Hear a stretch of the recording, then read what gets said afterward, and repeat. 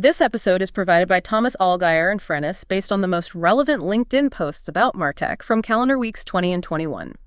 Frennis is a B2B market research company that supports enterprise marketing teams in unlocking the full potential of their customer data with the help of AI. You can find more info in the description.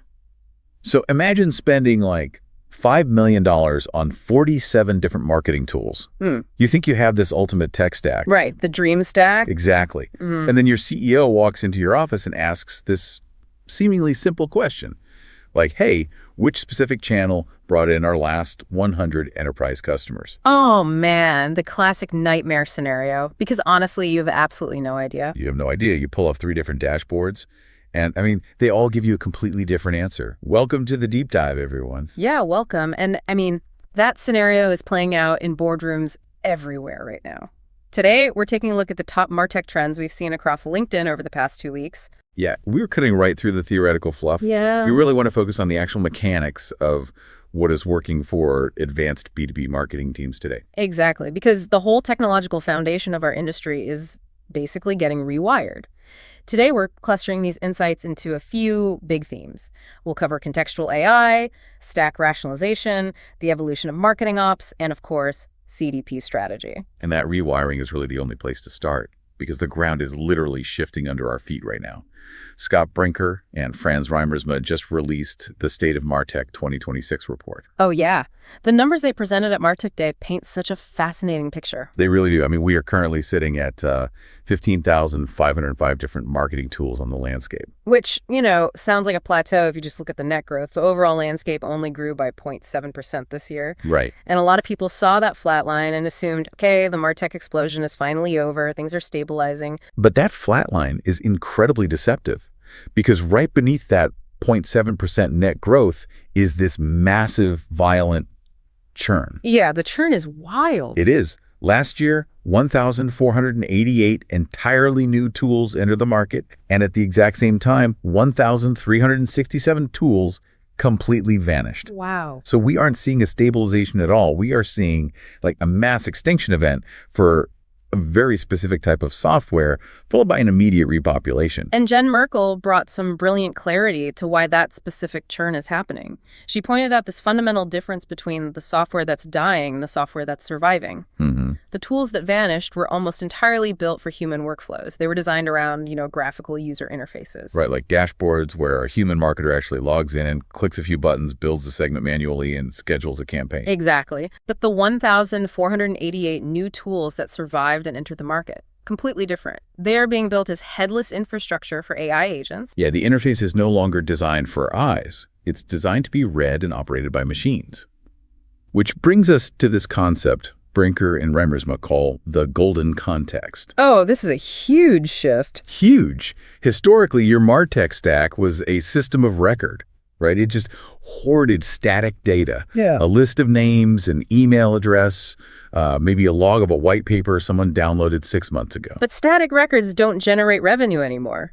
The value is now entirely in fluid, real-time context. Exactly. Like, what is the customer doing on your pricing page right this second? And how does that relate to your company's current service capacity? Because AI agents require that golden context to make instantaneous autonomous decisions. Spot on. I can hear B2B marketers sweating right now, though. If the new standard requires software built specifically for AI agents to act in real time, does this mean teams have to just rip out their entire legacy stack? Let me load a hypothesis here. Is this transition like traveling to Europe, where you have to throw away all your expensive electronics because the wall outlets are totally different? Or is there a way to just, buy a universal adapter for the systems we already rely on? Fortunately, we are looking at a universal adapter scenario here.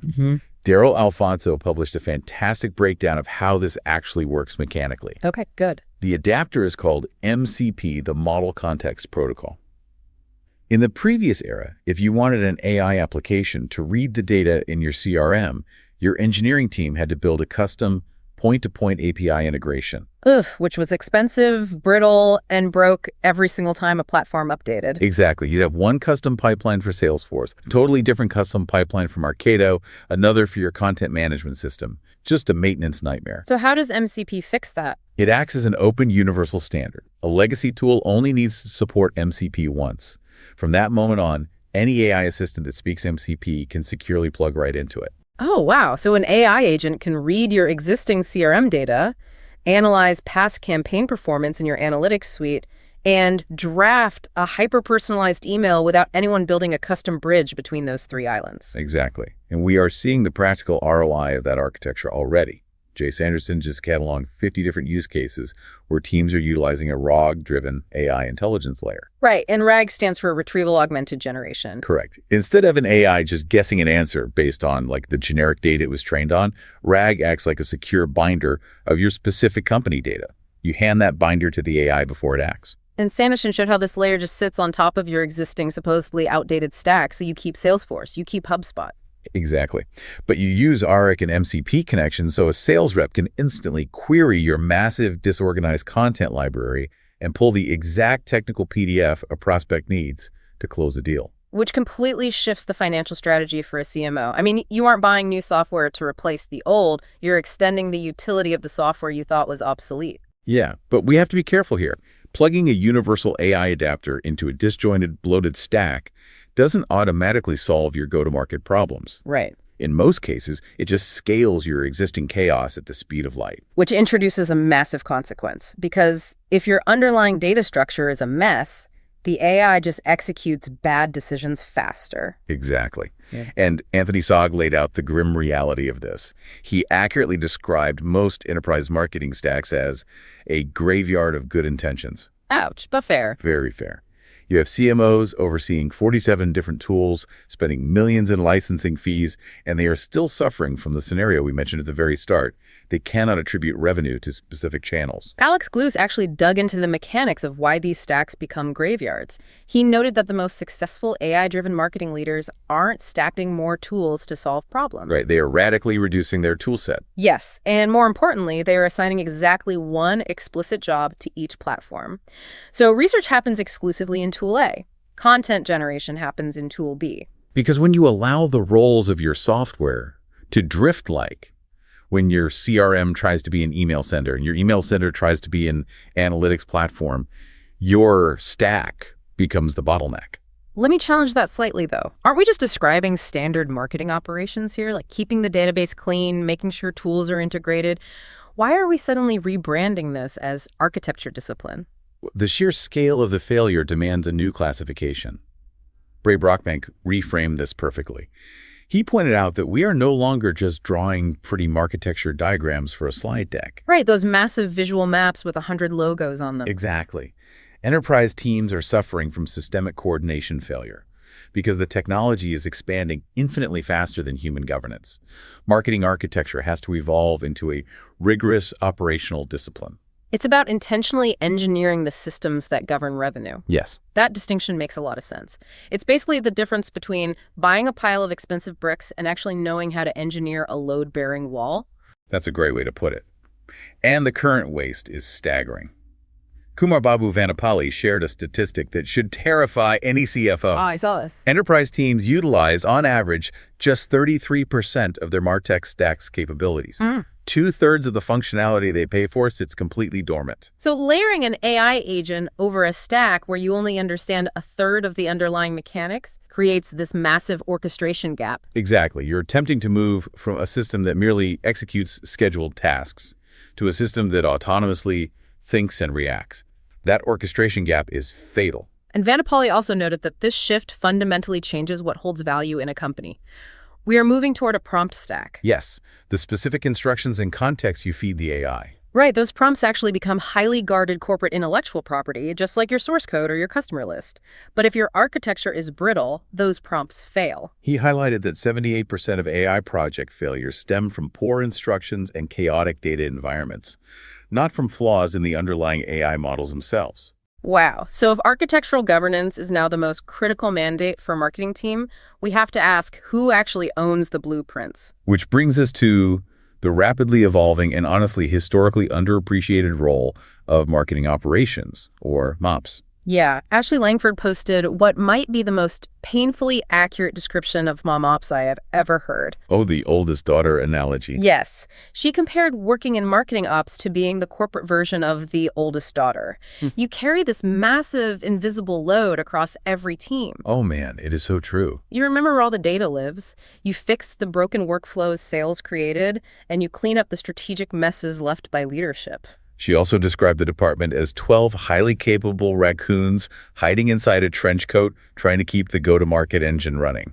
Which is hilarious. It is, but the humor masks a very serious operational vulnerability. Mobs has traditionally been treated as a reactive builder role. You know, the people you submit a ticket to when you need a campaign scheduled or a data cable plugged in. Right. But Tara P. highlighted how AI is aggressively changing that dynamic.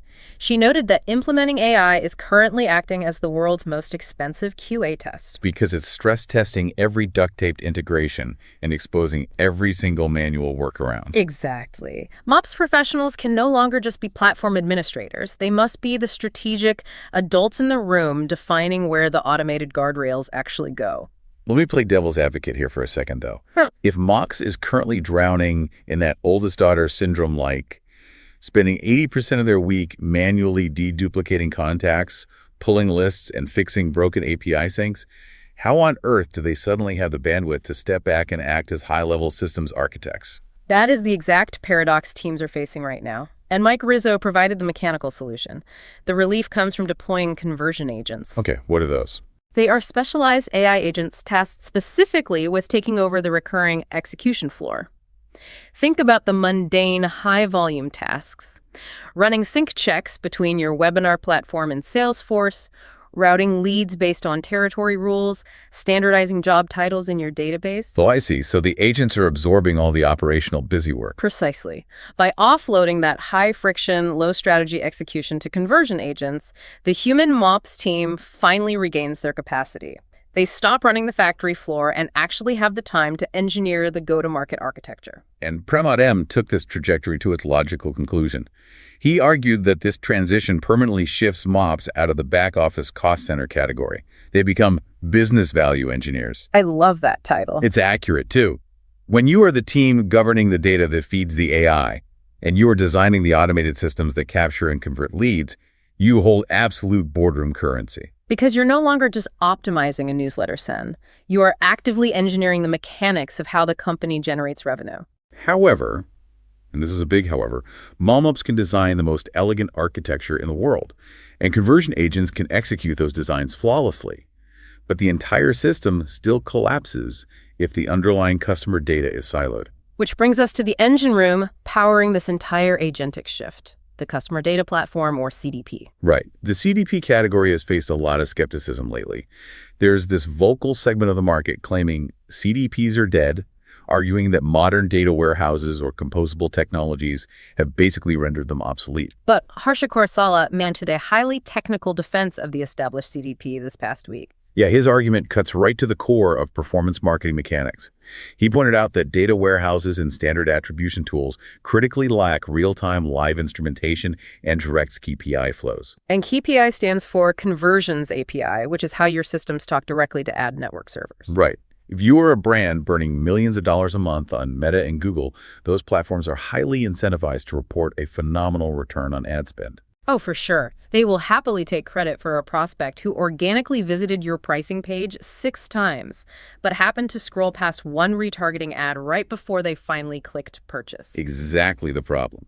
Harsha argues that a robust CDP, equipped with a live SDK and a unified identity graph, provides the actual directional truth. Because it tracks the user's behavior across every touch point in real time. Yes, so it can prove your true incremental ROAS. It separates the customers who are converted by the ad from the customers who are going to buy anyway. A data warehouse, which typically relies on batch uploads, simply cannot provide that real-time behavioral verification. But the architecture of the CDP itself is fracturing too. Elad Simon raised a critical warning about the debate between packaged and composable CDPs. Mechanically, these are 2 entirely different philosophies. Very different. A packaged CDP hoards data.